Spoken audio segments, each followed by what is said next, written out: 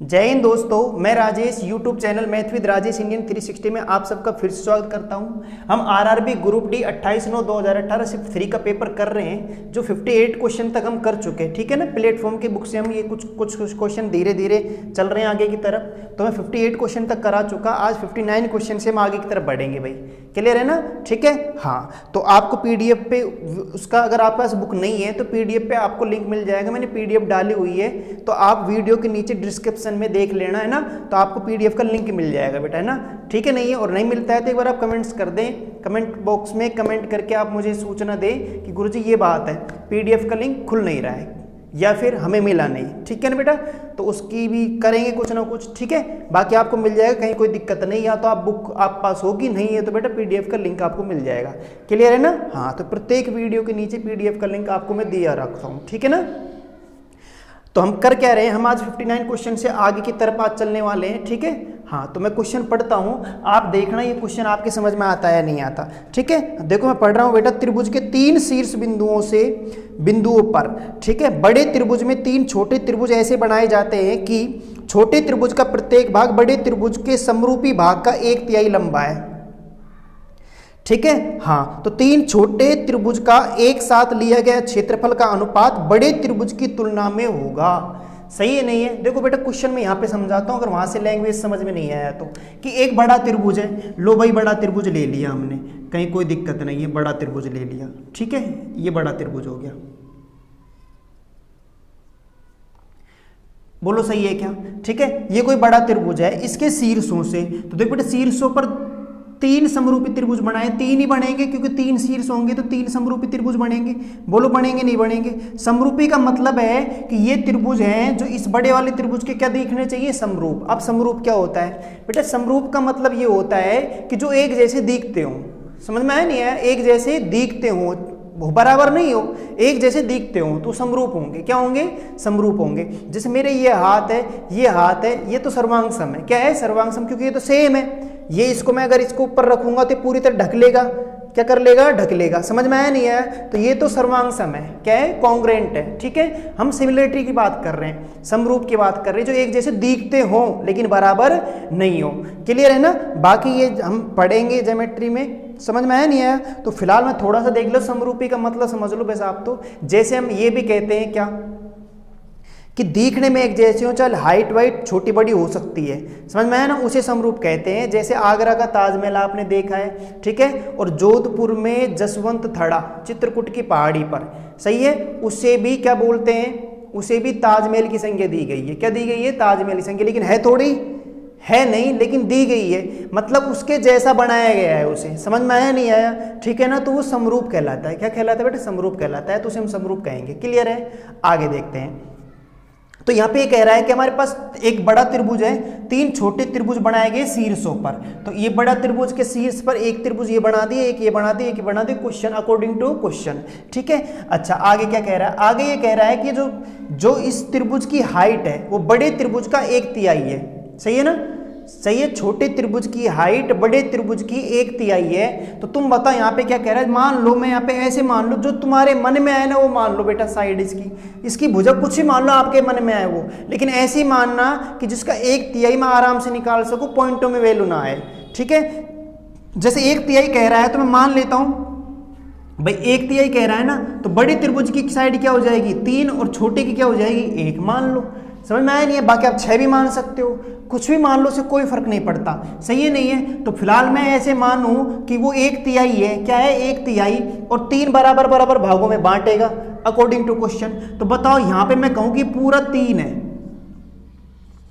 पूरी साइड कितनी है? 3 है। बोलो समझ में आया नहीं आया? ठीक है ना, पूरी साइड 3 है, तो ये 1-1 में नहीं टूटेगी। क्या बताओ आप? बोलो भाई, यहाँ पे किसी को प्रॉब्लम है तो ये 1-1 में नहीं टूटेगी। क्या 1-1 में? कि ये लेंथ 1 होगी, ये भी 1, ये भी 1, ऐसे तोड़ना है। सवाल ही हमसे ये कह रहा है। ऐसे ही 1 इधर होगी, 1 क्या होगी? ये होगी, 1 ही ये होगी, और 1 ही यहाँ पे होगी, 1 ही इधर होगी।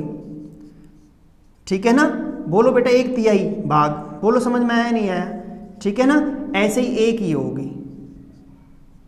बोलो समझ में आया नहीं आया? ठीक है, तो ये आपका क्वेश्चन बन गया। तो मैं इस लाइन को ना खींचूं तो भी आपके समझ में आ रहा होगा मैं क्या कह रहा हूँ। ठीक है भाई, है ना? हाँ, तो अब आप बताओ यहाँ पे चाहता क्या है आपसे? आपसे चाहता है कि जो छोटे त्रिभुज बने हैं, जो छोटे त्रिभुज बने हैं आपके, वो बड़े त्रिभुज के साथ उनके क्षेत्रफलों का क्या चाहिए? अनुपात चाहिए। क्षेत्रफलों को क्या चाहिए? अनुपात। समझ में आया नहीं आया? और आप जानते हो ये समबाहु त्रिभुज बन गया। क्या बन गया? समबाहु त्रिभुज। समझ में आया नहीं आया? बोलो। अब ये समबाहु त्रिभुज बनेगा, समबाहु त्रिभुज बनेगा, ये ठीक है ना? क्या बनेगा? समबाहु त्रिभुज। क्लियर है नहीं है? अब भाई कैसे बनेगा समबाहु त्रिभुज, ये भी बताना है क्या? है भाई? बोलो, सही है नहीं है? आप बताओ ना, जब दो भुजाएं बराबर तो दो कोण बराबर होंगे नहीं होंगे? लो भाई, दो कोण बराबर हो जाएंगे। समझ में आया नहीं आया? नहीं आया? मैं यहाँ पे ये कह रहा हूँ कि ये दो कोण बराबर, अब मैंने भाई ये बराबर कैसे कर दी? ये बराबर ऐसे कर दिया, आप समझो कि ये त्रिभुज भी तो क्या है, ये क्या है? समबाहु त्रिभुज है। कैसे त्रिभुज है? समबाहु त्रिभुज। ये तीन है तो ये भी तीन है, ये भी तीन है, तो त्रिभुज के तीनों कोणों को 60 डिग्री होगा, तो ये भी 60 डिग्री होगा बेटा, ये भी 60 डिग्री होगा, और ये भी क्या होगा? 60 डिग्री होगा। यहाँ तक क्लियर है? समझ में आया नहीं आया? 60 डिग्री हो गया। ठीक है, अच्छा अब तुम बताओ, ये 60 डिग्री हो गया। अब मैं क्या करूंगा? मैंने देखा कि ये भुजा, ये हमें पता नहीं है, लेकिन ये तो पता है, ये तो सवाल के अकॉर्डिंग बताओ, ये एक है तो ये भी एक होगी नहीं होगी? बोलो। जब ये एक एक ही है तो हमारा नियम ये कहता है त्रिभुज का कि जब दो भुजाएं बराबर तो दो कोण भी क्या होते हैं? बराबर। समझ में आया नहीं आया? अब दो कोण बराबर कौन से होंगे? ये वाले। क्यों? क्योंकि बराबर भुजा के सामने वाला कोण बराबर होगा, ध्यान रखना। सही है ना? ये 60 है तो इससे में कोई मतलब नहीं है। ये तो ये बड़े त्रिभुज के कोण आ गया, है ना? अब मैं ये कोण निकालना चाहूँ तो मैंने कहा ना कि ये दो भुजाएं बराबर हमें पता है, ये तो अकॉर्डिंग टू क्वेश्चन बराबर है। अभी बराबर तीसरी कैसे कर दी हमने? इसलिए कर दी कि ये बराबर भुजाएं हैं, तो तुम बताओ ये समद्विबाहु तो 100% होगा, होगा नहीं होगा? अगर समद्विबाहु है तो समद्विबाहु में तुम्हें पता है दो भुजाएं बराबर होती है तो दो कोण भी बराबर होने चाहिए। सही है नहीं है? अब दो कोण बराबर होने चाहिए तो बताओ सामने वाली भुजा, ये वाली भुजा और ये वाली भुजा बराबर कह रहा हूं, तो बराबर भुजा के सामने वाला कोण उसका होता है। ठीक है नहीं है? तो वो कोण बराबर होंगे, तो इस भुजा के सामने ये कोण बनेगा तो ये कोण बराबर होगा, और इस वाले सामने वाले भुजा के बराबर ये कोण बनेगा तो ये इसके बराबर होगा। समझ में आया नहीं आया? तो आप बताओ ये 60 डिग्री त्रिभुज, पूरा त्रिभुज बन रहा है, ये वाला त्रिभुज। इन त्रिभुज के अब जानते तीनों कोणों के 180 होता है, 180 में से 60 तो ये हो ही गया, तो 120 बचा, तो 120 को बराबर दो टुकड़ों में काटोगे तो 60-60 नहीं आएगा क्या? तो ये अपना आप ही 60-60 आ गए। तो बताओ समबाहु त्रिभुज नहीं बना क्या? हम जानते हैं जब तीन कोण बराबर तो तीन भुजाएं भी बराबर होती हैं। तो बताओ आपके समझ में आया नहीं आया? क्लियर है क्या? बड़ा त्रिभुज समबाहु त्रिभुज दे ही रखा है, उसकी सिमिलरिटी आपको छोटे त्रिभुज शीर्षों पर बनाने हैं। मैं यहाँ पे ये वाली भुजा एक क्यों कह रहा हूँ? ये तो खैर अकॉर्डिंग टू क्वेश्चन दे ही दिया कि ये एक है तो ये एक है, ये एक होनी चाहिए, ये एक, ये होनी चाहिए, लेकिन ये एक मैं क्यों कह रहा हूँ? ये इसलिए कह रहा हूँ कि समबाहु त्रिभुज बनेगा। सही है ना? उसको प्रूफ हमने कर ही दिया क्यों बनेगा समबाहु त्रिभुज। समझ में आया नहीं आया बेटा? बोलो बोलो भाई एक बार, समझ में आ गया ना? ठीक है, 60-60 कैसे बनाया? अरे भाई त्रिभुज के तीनों कोणों के 180 होता है, 180 में से 60 हटा दो 120 बचेगा। अब 120 को दो बराबर टुकड़ों में काटना है क्योंकि ये दोनों कोण बराबर होने चाहिए। सही है नहीं है? क्योंकि ये बराबर भुजाएं हैं तो इनके सामने वाले कोण क्या होंगे? बराबर। तो ये 120 को दो बराबर टुकड़ों में काटोगे तो 60-60 में तो टूटेंगे। अब तीनों कोण बराबर हो गए, तीनों कोण बराबर तो ये समबाहु त्रिभुज। क्लियर है? आगे चलें क्या? तो अब तुमसे कह क्या रहा था? आपसे कह रहा था ये जो छोटे त्रिभुजों का क्षेत्रफल है, छोटे त्रिभुजों का क्षेत्रफल,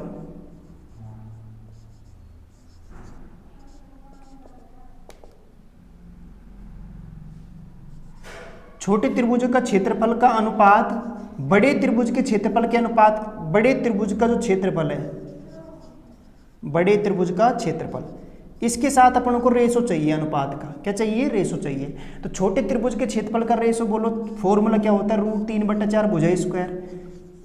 बोल बेट बनता है नहीं बनता?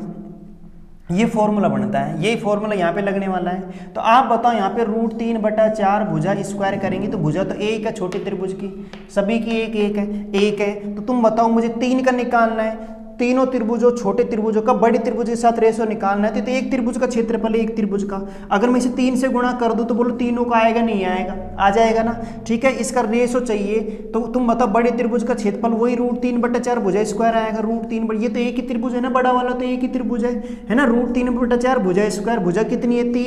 3 ही तो है भुजा भाई, बड़ी त्रिभुज की भुजा 3 है, तो 3 का स्क्वायर कर लो भाई सरल। आप बताओ √3/4 से √3/4 कैंसिल नहीं हो जाएगा क्या? हो जाएगा। तो यहाँ तक क्या बचा? 3। और तुम देखो तो यहाँ से काट सकते हो, काटना चाहो तो, कि स्क्वायर से 3 कट जाएगा, या फिर मैं कहूँ 3 का स्क्वायर 9 होगा, 9 को मैं 3 से काटूंगा तो ये 3 ही तो बचेगा। तो यहाँ तो बचेगा क्या 3, यहाँ क्या बचेगा 1, यही हमारा आंसर है 1:3 का आंसर। बोलो कोई दिक्कत हो तो बोलो भाई, समझ में आया ना। अब ये मत करना कि इतना टाइम क्यों लगा दिया गुरुजी ने, है ना, ठीक है। हाँ सही है, आप इसे सेकंडों में कर लोगे, लेकिन कुछ चीज़ें आपको समझना बहुत ज़रूरी है, ठीक है, डाउट ना रहे आपके। सही है, नहीं है कि ये कैसे आया, समबाहु कैसे बना, ठीक है, नहीं है, क्लियर है ना, कर लोगे ना। हाँ नेक्स्ट देखते हैं, ठीक है।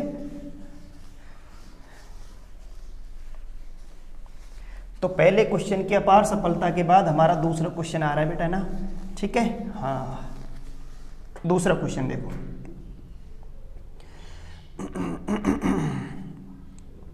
150 छात्रों की कक्षा में हर कोई कम से कम एक खेल कबड्डी या खो खो खेलता है, ठीक है ना। 150 छात्र हैं, इसका मतलब ये हो गया कि सारे छात्र खेलते खेलते हैं, 150 के 150 खेलते हैं, ये चीज़ है इसका मतलब, समझ में आया ना। आगे देखो, अच्छा यानी कुल छात्र कितने हैं 150, ये तो हमें कंफर्म पता लग गया, सवाल ने कह दिया कि 150 छात्रों की संख्या में, 150 छात्रों की एक कक्षा है, उसमें सारे छात्र में से कम एक खेल तो कोई ना कोई खेलता ही है, सही है ना। या तो कबड्डी या खो खो, 2 खेल है हमारे पास, तो कोई ना कोई खेल तो हम खेलते ही खेलते हैं, ठीक है। इसका मतलब 150 के 150 छात्र खेलते हैं। कई बार क्या 150 में से कुछ नहीं खेलते, समझ में आया नहीं आया, लेकिन यहाँ सारे खेल रहे हैं बेटा। आगे देखो, आगे कह रहा है 78 छात्र कबड्डी खेलते हैं, तो 2 खेल हैं, तो बेटा अपना डायग्राम ऐसे ही तो बनता है भाई, वैन आरेख अपना ऐसे ही तो बनाओगे आप, सही है। मैं मान लेता हूँ ये कबड्डी है और ये हम मान लेते हैं खो खो है, ठीक है। हाँ अब वो कह रहा है कि 78 छात्र कबड्डी खेलते हैं और 18 छात्र दोनों खेल खेलते हैं, तो बेटा पहले मैं 18 छात्र रख लेता हूँ दोनों खेल खेलने वाले, सही है, नहीं है, समझ में आया ना। अब बताओ 78 छात्र क्या खेलते हैं, कबड्डी खेलते हैं 78 छात्र, तो यहाँ 78 थोड़ी रखूंगा मैं, बोलो समझ में आया नहीं आया। यहाँ तो क्या आएगा, केवल कबड्डी आएगा, ये वाला हिस्सा केवल कबड्डी का है या नहीं, बताओ भाई, सही है ना। तो बोलो यहाँ पे ये वाला हिस्सा केवल कबड्डी का है, तो 78 में से अगर मैं 18 घटा दूं तो बोलो कितने आएंगे, 60 छात्र, यानी 60 छात्र केवल क्या खेलते हैं, केवल क्या खेलते हैं बताओ भाई, केवल कबड्डी खेलते हैं, क्या खेलते हैं, कबड्डी। बोलो कोई दिक्कत है तो, 60 छात्र केवल कबड्डी खेलते हैं, दोनों खेल खेलने वाले 18, ये अकॉर्डिंग टू क्वेश्चन दे ही रखा है ना। और 60 और 18 जोड़ो 78, तो ये कबड्डी का गोल हो गया पूरा 78, जिसमें खो खो वाले आएंगे 8 और 18 खो खो वाले भी आएंगे कबड्डी के साथ साथ, समझ गए आप, है ना। ये केवल हिस्सा कबड्डी का है, जो केवल कबड्डी खेलते हैं, खो खो से उनका कोई लेना देना नहीं है, समझ में आया ना। अच्छा आपसे कह रहा है खो खो का परसेंटेज बताना है आपको कि कितने प्रतिशत विद्यार्थी खो खो खेलते हैं, समझ में आया ना। तो कितने प्रतिशत विद्यार्थी खो खो खेलते हैं, तो आप एक चीज बता दीजिए मुझे कि 78 तो ये हो ही गए, 78 तो कबड्डी खेलने वाले थे, 78 का गोल आई, समझ में आया नहीं आया। अगर मैं 150 में से 78 में घटा देता हूं तो खो खो क्या आएंगे, नहीं आएंगे। खो खो कितने खेलते हैं, खो खो, सही है, नहीं है, बोलो खो खो आएंगे नहीं आएंगे। तो 78 माइनस करो तो बोलो कितना बचता है, 72। तो 72 क्या खेलते हैं बताओ, खो खो खेलते हैं 72, बोलो 72 खो खो खेलते नहीं खेलते, समझ में आया नहीं आया, ठीक है ना, बोलो भाई, क्लियर है। हाँ तो 78 कबड्डी खेलते हैं, तो 72 कितना खेलते हैं, 72 खो खो खेलते हैं, बोलो समझ में आया नहीं आया। अब एक चीज आप ध्यान रखना बेटा, है ना, ये 72 यहीं पे ही आएगा, 72 में ये 18 शामिल नहीं है, समझ में आया ना, सही है, नहीं है। यहाँ पे उसे कहना चाहिए था कि भाई केवल खो खो खेलने वालों का परसेंटेज बताऊं या फिर किसका बताएं, ठीक है ना।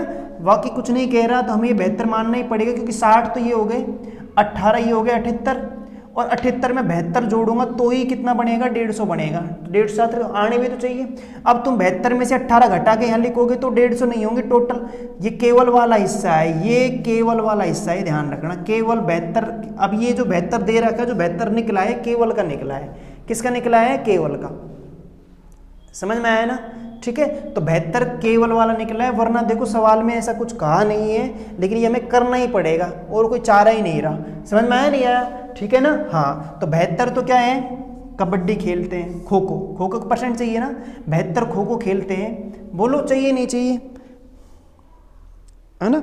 अच्छा कितने प्रतिशत विद्यार्थी खो खो खेलते हैं, तो देखो 72 तो ये खेलते हैं, 18 ये खेलते हैं, तो टोटल खो खो खेलने वाले बेटे 90 आएंगे, कितने आएंगे, 90, समझ में आया नहीं है। 72 तो ये खेलते हैं और 18 ये खेलते हैं, तो ये कितने हो गए, 90, कितने पर, 150 पर, और परसेंट के लिए 100 से क्या करेंगे, गुणा, 0 से 0 काट लें, बोलो काटे नहीं, या फिर मैं ऐसे कर दूं, ऐसे कर लेते हैं, देखो बेटा 0 है ना, ये 0 से 0 काट दे, 15 6 90, 6 को 10 से गुणा करेंगे कितना आएगा 60%। तो 60% विद्यार्थी क्या खेलते हैं, खो खो खेलते हैं, है ना। 72 नहीं रख सकता यहाँ पे, 72 रखूंगा तो केवल खो खो का आएगा, और उसने ऐसा कहा नहीं हमसे, है ना, उसने खो खो कहा है, तो खो खो में ये भी आएगा, ध्यान रखना 18 भी, क्योंकि ये भी तो खो खो खेलते हैं और कबड्डी भी खेलते हैं, सही है ना। कबड्डी से हमें मतलब नहीं, लेकिन खो खो तो खेलते हैं, तो खो खो खेलते हैं, तो 72 तो ये हो गए, 18 ये हो गए, कितने हो गए 90, तो कितने में से 150 में से, 150 में से 90 में, 150 में से 90 खेलते हैं, तो ये 100 से गुणा कर दिए % के लिए। आपके आगे होगा समझ में, है भाई, ठीक है ना। आगे चले, नेक्स्ट क्वेश्चन देखो,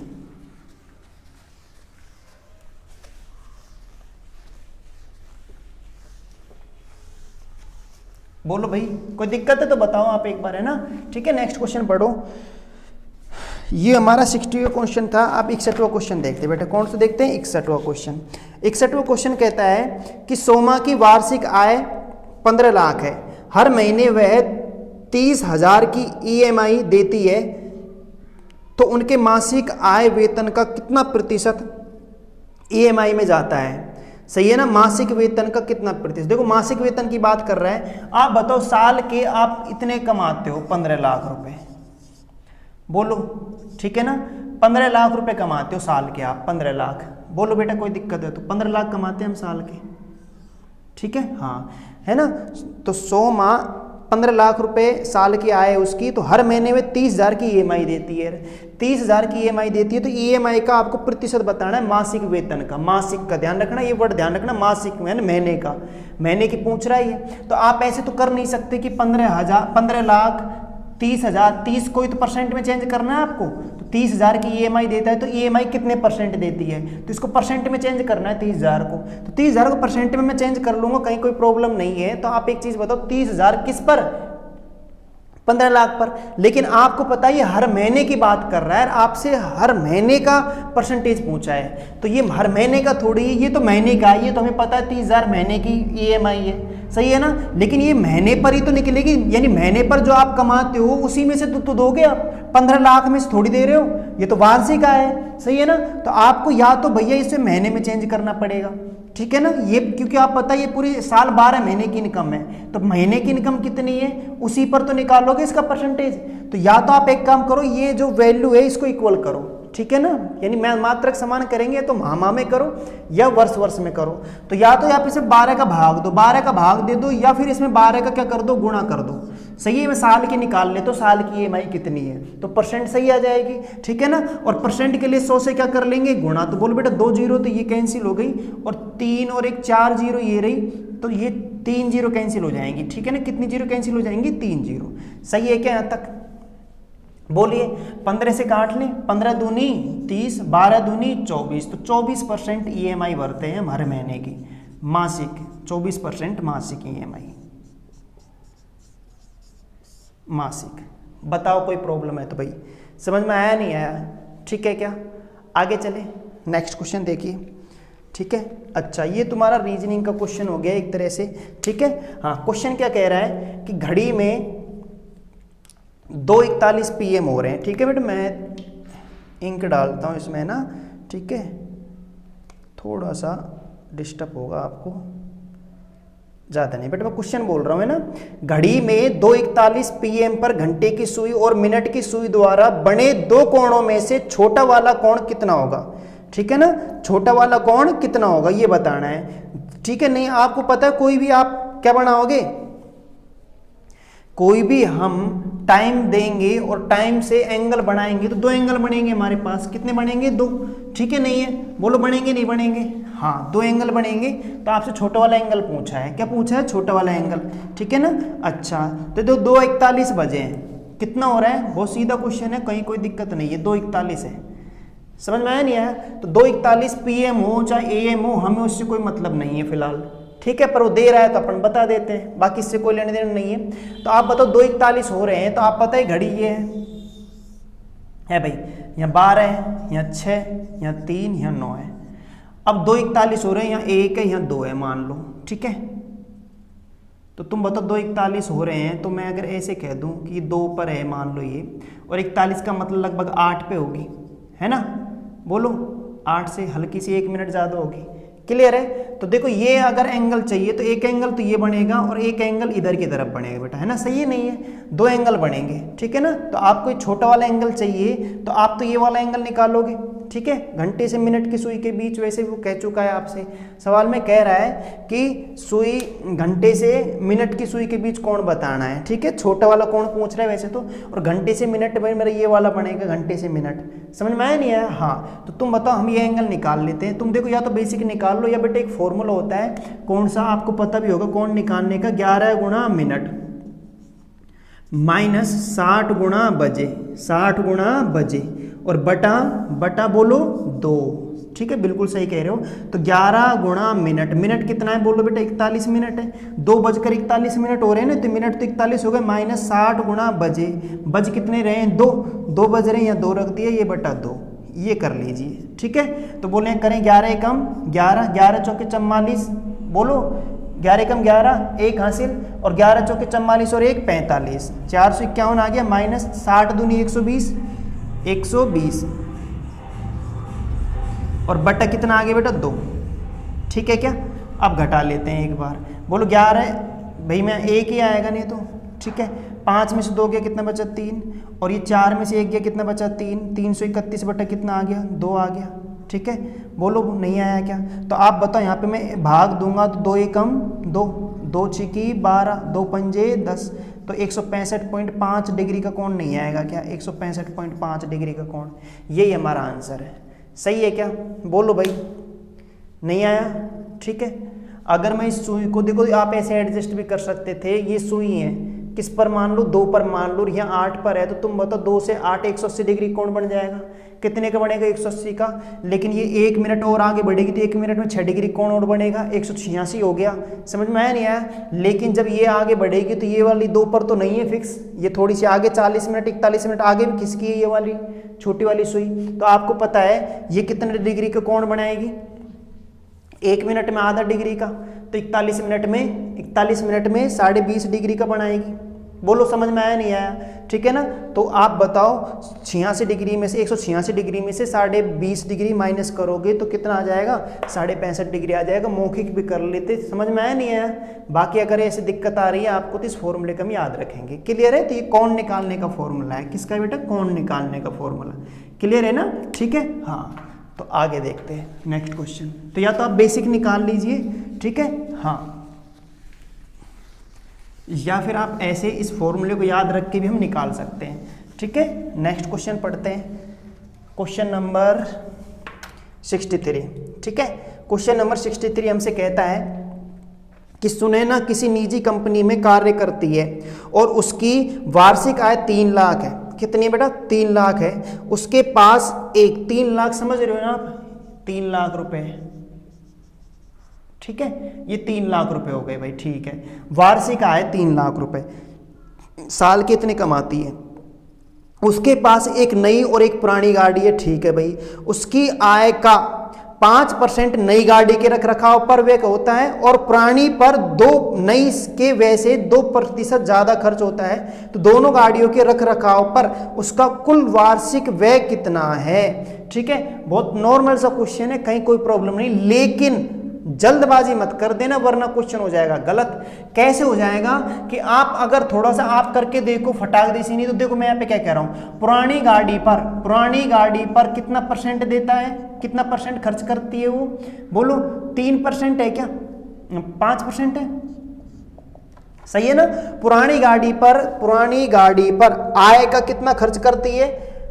नई गाड़ी के रखरखाव का आज 5% है ना, और पुरानी पर ये है भाई। ठीक है, तो हाँ सही है ना। ठीक है, तो नई गाड़ी पर कितना है? 5%। नई गाड़ी पर कितना है? 5%। नई गाड़ी पर 5% का खर्चा करती है, उसे सुधरवाने करवाने में, साफ सफाई में, कुछ भी है, आय का 5% है। ठीक है, ठीक है भाई। और पुरानी गाड़ी पर 2% है। लेकिन ध्यान रखना, फटाफट ऐसे मत सोच लेना, पुरानी गाड़ी पर लैंग्वेज को पढ़ें तो कह रहा है पुरानी गाड़ी पर 2% ज्यादा नई से। किससे? नई से 2% ज्यादा पुरानी गाड़ी पर व्यय होता है। तो 2% ज्यादा तो 5 से 2% ज्यादा, तो यानी पुरानी गाड़ी पर 7% का खर्च होता है। कितने को होता है? 7% का। विशेष ध्यान रखना, ये दो जुड़ के आएगा, है ना। कई बार जल्दबाजी में बोलते हैं नई गाड़ी पर 5%, पुरानी गाड़ी पर 2%, लेकिन वो कह रहा है, स्पष्ट कह रहा है सवाल में कि नई से 2% ज्यादा है पुरानी पर, नई से 2% ज्यादा, तो नई से 2% ज्यादा यानी 7% इस पे है। समझ में आया ना। तो टोटल है, टोटल कुल 12% का खर्च हुआ नहीं हुआ बताओ? कुल खर्च 12% का हुआ नहीं हुआ इन पर, गाड़ियों पर, सही है ना। इनको सुधरवाने करवाने में, समझ में आया नहीं आया? तो कुल 12% का खर्च हुआ। तो आप बताओ इस 3 लाख का कितना रुपए में निकालूं? तो 12% निकाल लेते हैं। बोलो 12/100, 2 जीरो कैंसिल हो ही जाएंगी। 12 ये कितना हो जाएगा? 36। तो 36,000 क्या हो जाते हैं? EMI सॉरी इनकी रख रखाव पर क्या हो जाते हैं? खर्च हो जाते हैं। यही हमारा आंसर, देख लो बेटा आंसर है या नहीं है।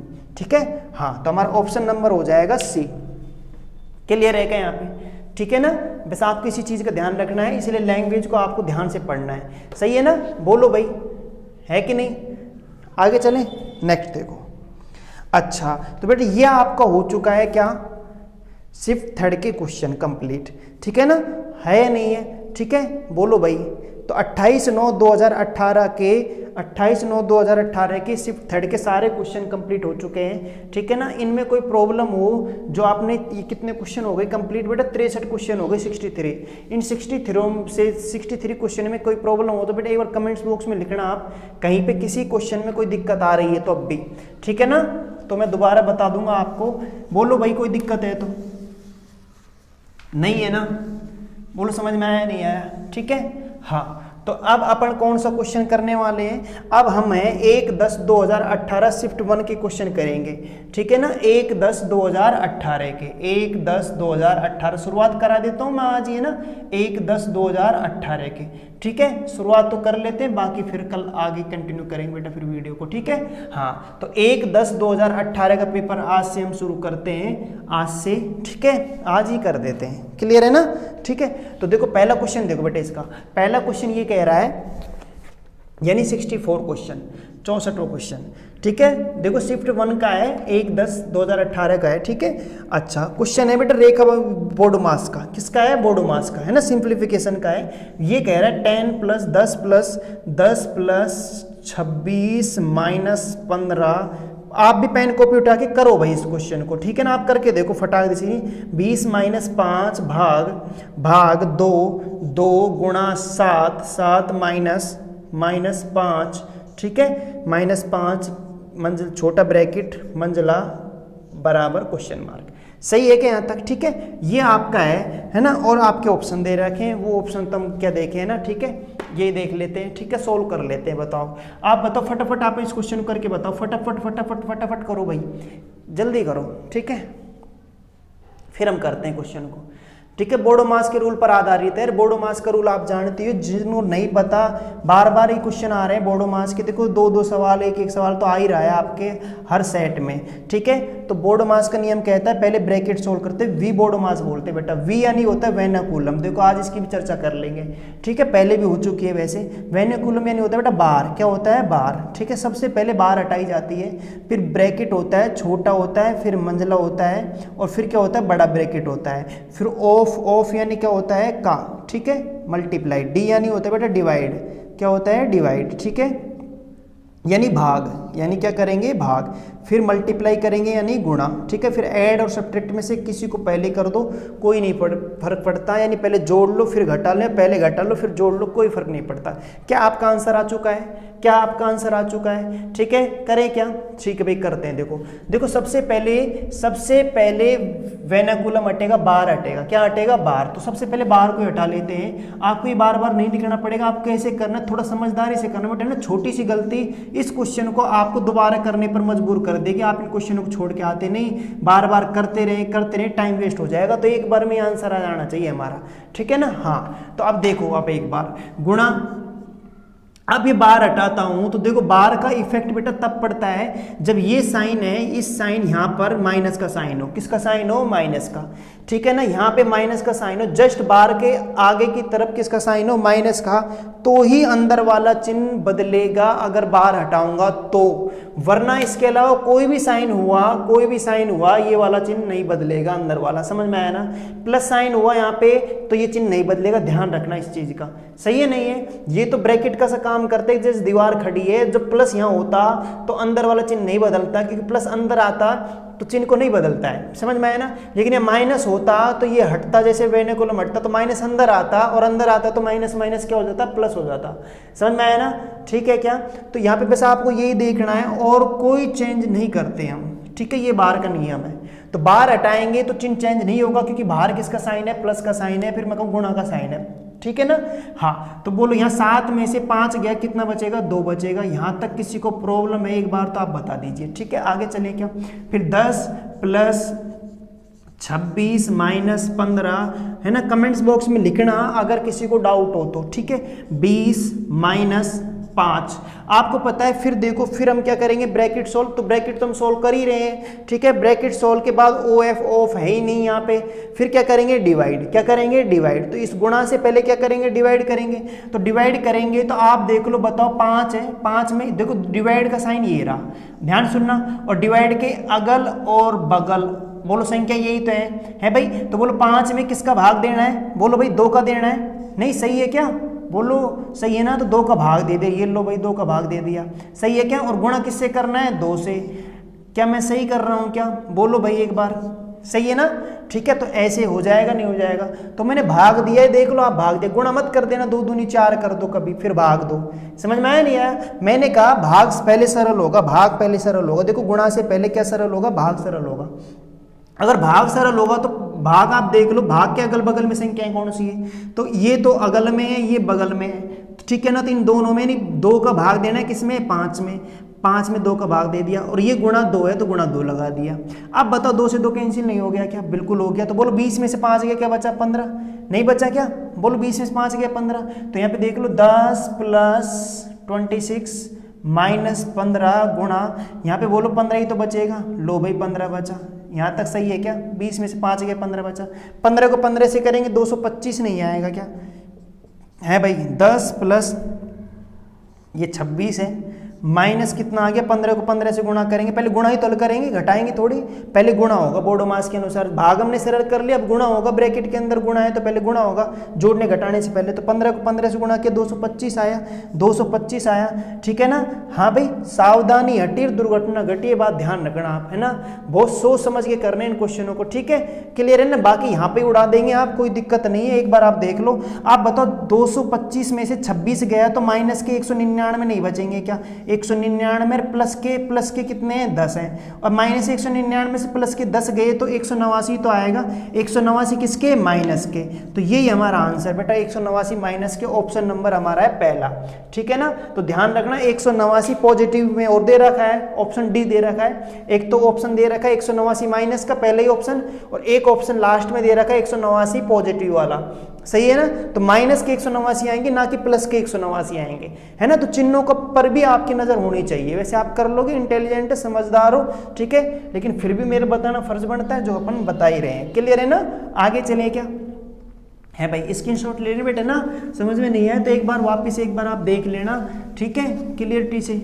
हाँ भाई, सही है ना? आप इस सवाल को यही कर लो, कोई दिक्कत नहीं, इतनी कैलकुलेशन है नहीं इसमें कि हमें पेन चलाना पड़े। सही है नहीं है? आप देखो यही समझो, कैलकुलेशन आसान है, छोटी छोटी कैलकुलेशन है, इसका मतलब हमें पेन नहीं चलाना, हम यही कर लेंगे सवाल को। देखो करते जाओ आप। सबसे पहले छोटा ब्रैकेट हटाओगे, पहले वेनेकुलम हटाएंगे। तो आप बताओ ना, वेनेकुलम हटाऊंगा तो ये हटाऊंगा तो 7 में से चिन्ह तो बदलेगा नहीं, क्योंकि बाहर प्लस का साइन या माइनस होता तो ही चिन्ह बदलेगा, वरना नहीं बदलेगा। ठीक है, तो 7 में से 5 का क्या आया बताओ? 2 आया। लो भाई 2 आ गया। सही नहीं? मन ही मन में सोच लो भाई 2 है यहाँ पे। ठीक है, अब भाग देखो तो भाग के अगल बगल में संख्या ये तो पहले ये सरल होगी, इसका मतलब जान तो 2 से कटेगा तो है नहीं पूरा पूरा, और काटे तो काट लो, चाहे तुम बताओ 2.5 नहीं आएगा क्या? 2.5, 2 का भाग 5 में दोगे 2.5 आया, 2.5 को 2 से अब गुणा करोगे, घटाने से पहले गुणा करोगे तो 2.5 को 2 से गुणा किया कितना आया 5 आ गया। ये लो भाई 5 आ गया, ठीक है नहीं है। 20 में से 5 गया 15 आ गया, लो भाई 15 आ गया। 15 को 15 से गुणा किया 225 हो गया, लो भाई 225 हो गया। 225 में 26 गया भाई 199 हो गया। किसका 199? माइनस का 199 है ना। माइनस 199 में 10 गया 189 आ गया। भाई मैं यहाँ पे कह रहा हूँ पेन चलाने की इस क्वेश्चन में जरूरत इसलिए नहीं थी क्योंकि कैलकुलेशन क्या थी, आसान थी। अगर कैलकुलेशन बड़ी होती तो आप सोचते कि भाई थोड़ा बहुत पेन चलाना पड़ेगा, सही है ना। और आपको ऐसे ही करने हैं, मैं तो आपको समझाने के लिए कुछ चीज़ें आपको डिटेल से बता रहा हूँ, ठीक है ना। हाँ, जिसने भाई नहीं देखा, जिसकी प्रैक्टिस थोड़ी कम है भाई, इसलिए, ठीक है ना। क्लियर है क्या? अच्छा, नेक्स्ट क्वेश्चन देखते हैं 65 65 हुआ है ना। 65 क्वेश्चन भी देखो बेटा बोर्ड मास का ही है ये भी, ठीक है। कर लोगे क्या इसे? 65 क्वेश्चन बोलो, ठीक है। 65 क्वेश्चन है 5 + 1/7 मैं लिख देता हूँ है ना, गुणा गुणा, ठीक है, मंजिला ब्रैकेट -14 गुणा 25, ठीक है, स्मॉल ब्रैकेट लगा हुआ है, -15 -5 ये मंजिला है, डिवाइड 22 -6, ठीक है। और ये हो गया आपका ये बड़ा ब्रैकेट। क्लियर है बेटा? ये आपका क्वेश्चन है भाई, ठीक है। ये क्वेश्चन है, समझ में आया ना। इस क्वेश्चन को सोल्व करते हैं, देखो आप, सही है नहीं है भाई। आपको पता है, देखो आपकी बार बार तो है नहीं, बार तो है ही नहीं, ठीक है। अब की बार बार नहीं है तो सबसे पहले बताओ बार के बाद बार तो है नहीं, तो फिर ब्रैकेट के सोल्व करेंगे। ब्रैकेट में सबसे छोटा ब्रैकेट, अब देखो छोटा ब्रैकेट तुम बताओ, ये ब्रैकेट छोटा ही तो है, सबसे पहले यहीं से शुरुआत करते हैं। 5 + 1/7 गुणा, और आप कर सकते हो, देखो छोटा ब्रैकेट ही तो सोल्व करना है आपको, -14 गुणा, तो छोटा ब्रैकेट ये भी छोटा ब्रैकेट ही है ना। इसको सरल कर लो, आप बताओ 25 में से 15 गया, कितना बचा बेटा? बोलो 10, और 10 में से 5 गया, 5 ही तो बचेगा प्लस का, छोटा ब्रैकेट हट गया भाई। 15 और 5 20 हो गया यार, 25 में से -20 जाएगा, प्लस का 5 ही बचेगा ना। समझ रहे हो ना आप मैं क्या कह रहा हूँ? ये तो जुड़ेंगे ना, दोनों माइनस माइनस के हैं, सही है ना। तो 15 और 5 क्या हो गए? 20। अब माइनस माइनस प्लस मत कर देना, मैं गुणा नहीं कर रहा हूँ, मैं यहाँ पे जोड़ घटा रहा हूँ, समझ में आया ना। तो -15 -5 माइनस के 20 आएंगे, तो 25 में से -20 गया, 5 ही तो बचेगा। ये मंजिला ब्रैकेट लग रहा है, हमने भी लगा दिया भाग। मैंने छोटा ब्रैकेट सोल्व किया है, छोटा ब्रैकेट, फिर मंजिला करेंगे, है ना। कर सकते हो आप। 20 में से 6 गया, बोलो 16 नहीं आएगा क्या? सॉरी 22 में से 6 गया 16, बोलो कोई दिक्कत है तो, ठीक है। अब बताओ मैं मंजिला ब्रैकेट हटा दूं तभी तो भाग दोगे जब मंजिला ब्रैकेट हटेगा, है भाई, ठीक है। तो तुम बताओ यहाँ पे 5 + 1/7 गुणा, इसका देख लेते हैं। देखो अब आप बताओ यहाँ पे 14 पंजे कितने होते हैं? बोलो बोलो, ठीक है। 14 पंजे 70 है भाई। 14 एकम 14, 14 दूनी 28, 14 तीन 42, 14 चौक 56, 14 पंजे 70 है भाई। 70 रहेंगे तो -70 नहीं आएगा क्या? क्लियर है यहाँ पर, ठीक है। -70 आ गया। इस -70 में भाग देना है किसका? 16 का, है भाई। क्लियर है क्या ये चीज़? बोलो ठीक है गुरुजी, समझ में आ रहा है। 5 + 1/7 गुणा, यानी हमें समझ रहे गुणा है तो यानी -70 में भाग देना है किसका? 16 का। पूरा नहीं जा रहा, अपन ने ऐसे कर लिया। 7 से काटू मैं, 7 से काटू 10 बार नहीं कटेगा क्या? तो -10 नहीं आएगा क्या भाई? क्लियर है क्या? ठीक है ना। अब आप कर लो इसे, 16 पंजे 80, एलसीएम ही तो लोगे, समझ रहे हो आप। यहाँ पे बोलो यही तो बचेगा 5 प्लस यहाँ पे क्या बचा? -10 और ये 16। तुम बताओ प्लस माइनस क्या हो जाएगा? माइनस हो जाएगा। तो ये ऐसे ही तो आएगा, है भाई, ऐसे ही तो आएगा। अब आप बताओ कर लोगे इसे। यहाँ पे 16 पंजे 80, 80 में से 10 गया, कितना बचा बेटा? 70। बोलो 70 ही तो बचेगा, 80 में से 10 गया और 16 यहाँ पे है। सिंप्लीफिकेशन कर लेते हैं, ये ऑप्शन आपको मिलेगा नहीं। 2 से काटो तो ये 35 बार कट गया और ये 2 से काटे कितनी बार? 8 बार कट गया। अब कट नहीं रहा तो 35/8 किस ऑप्शन में है वो देख लो, यही आंसर है। अगर दशमलव में दे रहा है तो इसमें 8 का भाग भी दे देंगे, ठीक है। नहीं है लेकिन आपको 35/8 है, ऑप्शन नंबर कौन सा है? 35/8 बेटा ऑप्शन नंबर ए है, ठीक है ना। यानी इसे बटे में ही दे रहा है, हम भाग नहीं देंगे। हमने पहले ही देख लिया था ऑप्शन कि ऑप्शन बटे में है तो भाग देने की आवश्यकता नहीं है। बोलो भाई कोई दिक्कत है तो बताओ, कर लोगे ना, ठीक है। तो यानी बहुत सावधानी से करने, वरना हमारा क्वेश्चन गलत हो जाएगा, नेगेटिव और लेके जाएगा साथ साथ, गलत होने के साथ साथ। समझ में है ना। तो बहुत समझदारी से इन क्वेश्चनों को करना है भाई आपको। क्लियर है क्या? है भाई। एक बार दोबारा बताता हूँ, देखो आप अब आप थोड़ा सा देखो, इस क्वेश्चन में भी कैलकुलेशन इतनी नहीं है कि जिसमें आपको ज़्यादा पेन चलाने की आवश्यकता है, फिर पेन चलाने की जरूरत है ही नहीं है भाई। थोड़ी प्रैक्टिस आप करना भाई, आप जहाँ कैलकुलेशन बड़ी हो वहाँ तो समझ में आता है कि हम पेन चलाएं। हम देखो ब्रैकेट सोल्व करते हैं, यहीं से करना शुरू करते हैं, ठीक है। 22 में से 6 गया, बोलो 16 नहीं बचेगा क्या भाई? छोटा ब्रैकेट सोल्व करोगे ना, छोटा ब्रैकेट हटा दिया, लो 16 का लिख दिया है भाई। अब भाग देना है तो भाग तो इस पूरी संख्या में दोगे ना, क्योंकि तुम्हें पता पहले ब्रैकेट सोल्व होते हैं, तो ब्रैकेट में सबसे पहले आप पता ब्रैकेट यहाँ पे लगा हुआ है, तो सबसे पहले छोटा ब्रैकेट हल करो। तो 15 और 5 20 हो गया, और 25 में से 20 गया, कितना बचा? 10 बचा। ये समझ में आ गया? बोलो सही है ना? नहीं आया है क्या? हाँ भाई सॉरी है ना, 15 में से 20 गया, कितना बच जाएगा? 15 में से 20 जाएगा, कितना बच जाएगा बताओ बेटा? हैं 5 बच जाएगा ना, 25। 25 में से 15 और 5 20 गया, तो 5 ही तो बचेगा है भाई। 25 में से 20 गया 5। अब बताओ ये ब्रैकेट तो हट चुका ना, 5 हट चुका, 5 बचा। अब 5 को मैं 14 से गुणा करो, 14 पंजे 70। किसके 70? माइनस, क्योंकि माइनस का है प्लस का है। तो तुम बताइए कंप्लीटली हट नहीं गया क्या? -70 नहीं आ गया है क्या? -70।